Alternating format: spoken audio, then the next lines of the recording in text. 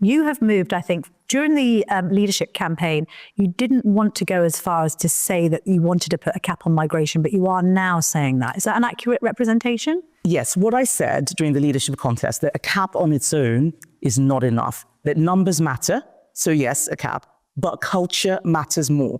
Who is coming into the country? How are we integrating them? How are we making sure that the people who come to this country care about it? This is not a hostel. It's not a dormitory. This is our home. And then making sure that the leadership follows through. So a cap is something that we can do. What I don't do is just make random promises without explaining where it's all going to come from. So I've said that a cap will be needed, but what is that cap going to be? Let's work out what we can sustain. We're going to need to have a very systemic review. How many homes should we be building? What makes sense? What is happening to our population? Where do we need skills? And make sure that migration is controlled. Where the points-based system went wrong was that we thought by putting in those points, it would be fine. I campaigned, in fact, in 2018, before we left the EU, where we couldn't manage our borders, that let's have skilled migration and not cap that, because that's what my constituents were telling me. The businesses in my constituency said, we can't get high-skilled people, can you help?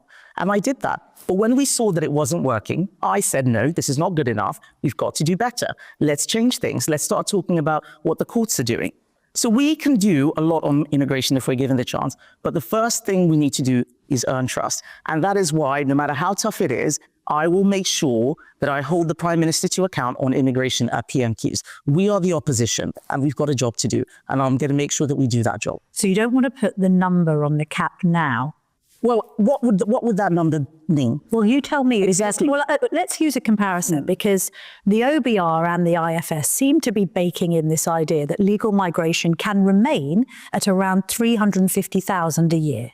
We saw that record high in the end of 2023, up to 950,000, which I think everybody can agree is way, way too high. But that base number seems to be creeping up and up. Exactly. So is 350,000 too many? So what I'm saying is that we need to work out what the country can sustain and where people are coming from.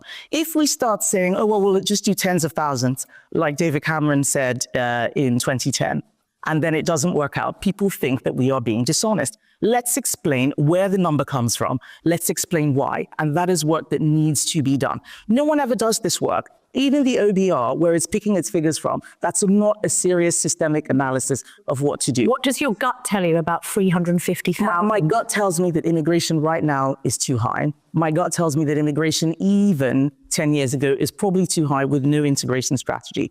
But we are living in an era of global mass migration. It is not just the UK. I've been to Italy. I've been to Australia. I've been to the US, Germany.